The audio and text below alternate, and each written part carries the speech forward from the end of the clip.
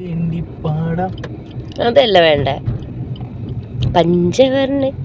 പഞ്ചവർണ്ണക്കുളിരേ പാലാഴിത്തിരയിൽ വരുമോ, കൂടെ വരുമോ. രാത്രി യാത്ര ചെയ്യുക എന്ന് പറയുന്ന ഒരു പ്രത്യേക വൈബാണ് അല്ലേ. കൂട്ടത്തിൽ ഒരു ഐസ്ക്രീം കൂടെ കഴിച്ചിട്ടാണെങ്കിൽ പറയുകയും വേണ്ട. ഈ തണുപ്പത്ത് ഐസ്ക്രീം കഴിക്കുന്ന ഭ്രാന്ത് എനിക്കുണ്ട് കേട്ടോ.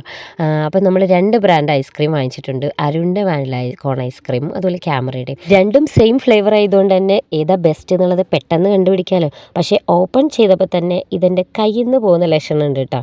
മോള് വിടുന്നില്ല. രണ്ടാമത് ഞാൻ ഓപ്പൺ ചെയ്തത് അരുൺ ഐസ്ക്രീമാണ് കേട്ടോ. അതിൻ്റെ മേലെ കുറച്ച് നട്ട്സൊക്കെ എക്സ്ട്രാ ഉണ്ടെന്ന് തോന്നി.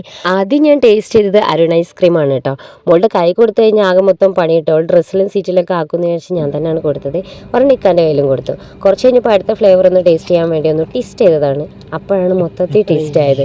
ഇക്ക കൊടുത്ത ഐസ്ക്രീം മോളും വാങ്ങിച്ച് കഴിച്ചു, ഞാൻ കൊടുത്തത് ഇക്കയും വാങ്ങിച്ച് കഴിച്ചു. എനിക്കെവിടെ ഐസ്ക്രീം? ഞാൻ അന്തം വിട്ട് നിന്നപ്പം വിശാല മനസ്കനായ ഇക്ക ആ ഒരു ഐസ്ക്രീം എനിക്ക് തന്നു.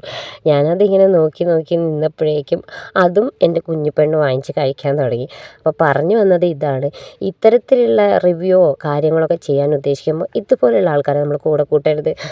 Not the point. അപ്പോൾ നമ്മുടെ ഐസ്ക്രീമിലോട്ട് വരികയാണെങ്കിൽ അരുൺ ഐസ്ക്രീം കുറച്ചുകൂടെ ക്രീമി ആൻഡ് ടേസ്റ്റി ആണെന്ന് എനിക്ക് തോന്നി. പക്ഷേ റേറ്റ് വെച്ച് നോക്കുമ്പോൾ ക്യാമറി ബെസ്റ്റാണ്. അപ്പോൾ കമൻറ്റ് യുവർ ഫേവറേറ്റ് ഐസ്ക്രീം.